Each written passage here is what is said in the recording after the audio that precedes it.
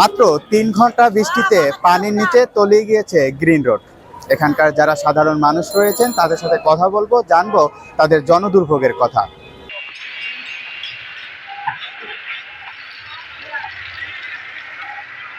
এই সকালবেলা ওইটা থেকে তো পানি এরকম কোমর সমান। অফিসে যাওয়ার সময় দেখলাম যে যাওয়া যাইতেছে না, চারদিকে যাওয়ার চেষ্টা করছিলাম, চতুর্দিকে পানি। এখন আসছি লাঞ্চের টাইমে খেতে যাব, খাইতে যাইতে পারতেছি না, এমন ভোগান্তি। প্যান্ট পুরো অর্ধেক ভিজা, এই হচ্ছে অবস্থা। এখন সাধারণ জনগণ কোথায় যাবে, কি করবে? শহরের মানুষ যদি এরকম ভোগান্তিতে পারে, তার গ্রামের অবস্থা তো আরো কাহিল। এটা সিটি কর্পোরেশনের আওতায় আর কি ভালো নজরদারি হলে আমার মনে হয় যে এটা নিস্তার করা সম্ভব। নাহলে তো সাধারণ মানুষের ভোগান্তি এরকম থাকবে। বৃষ্টি হলেই যদি 1 ঘন্টার বৃষ্টিতে যদি আমরা 4 দিন ভোগান্তিতে থাকি, এটা তো আসলে একটা দেশ চলে না ভাবে। দেশে যে জলবদ্ধতা, এই যে পানির সমস্যা, রাস্তাঘাট, একদিকে গ্যাস নেয়, আরেকদিকে রাস্তাঘাটের যে সমস্যাগুলো, এগুলো তো আমি ভালো মনে করে দেখতেছি না। সরকার তো বলছে দেশ উন্নতের দিক, এটা তো উন্নত বলে না। কর্তৃপক্ষ বাংলাদেশ সরকারকে, প্রশাসনকে, অবশ্যই ঊর্ধ্বতন কর্মকর্তাকে বলি যাতে এটা আরো ভালোভাবে করা ঠিক করুক, এটাই আমি ভালো মনে করি। এটা নাকি ডিজিটাল বাংলাদেশ, আর কি বলবো, আর কিচ্ছু বলার নাই। দুর্ভোগের কথা আর কি বলবো ভাই, দেখতেছেনি বলতে এত উন্নয়নের নমুনা দেখেন। আজকে 1 ঘন্টা বৃষ্টি হইলে গ্রিন রোড আমাদের তলায় যাচ্ছে। তো কর্তৃপক্ষকে দেখে না, বারবার পুনরাবৃত্তি করতেছে। আপনারা সংবাদ মাধ্যম খবর প্রচার করতেছেন, দেখাচ্ছেন, বারবার দেখাচ্ছেন, পুনরাবৃত্তি হচ্ছে, বারবার এই ঘটনাগুলো ঘটতেছে। তারপরও কর্তৃপক্ষ কেন কি উদ্যোগ নেয় না, কি অজানা কারণ আমরা বলতে পারতেছি না। জনগণের দুর্ভোগটা একটু দেখেন, তাকে দেখতে পারবেন, মানে সীমাহীন দুর্ভোগ যাকে বলে একেবারে। ঠিক আছে, এর কোনো বাসায় আসলে প্রকাশ করার মতো না। এত অবস্থা, অফিস থেকে আসছি দেখেন অবস্থা। এখন বাসায় কি যাইতে পারবো কিনা না, আবার মাঝখানে গর্ত আছে, পরে যাবো নাকি আবার ওই ওয়াসার লাইন দিয়ে পারবো, কোনো স্টেশন নেই।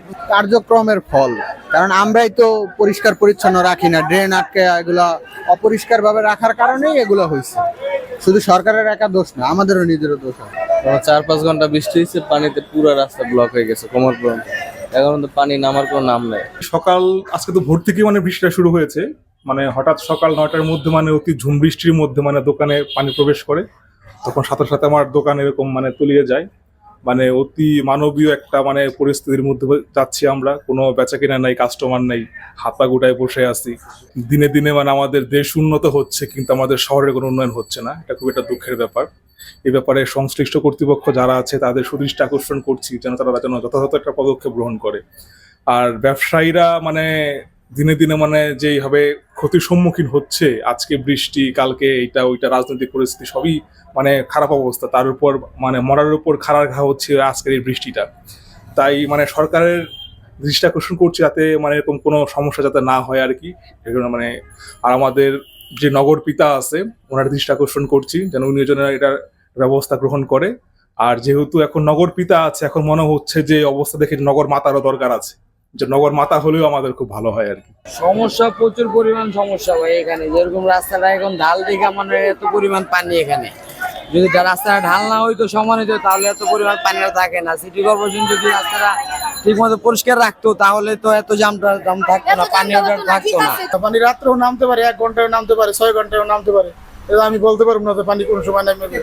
এটা হচ্ছে গ্রিন রোডের এত সুন্দর প্ল্যান হয়ে গেছে, বুঝছেন? আর কি বলবো, এই যে এই বেসমেন্টে পানি ঢুকছিল, অনেক কষ্ট করে এটা সারেছে, এই বাঁধ দিয়েছে, সেই বাঁধ।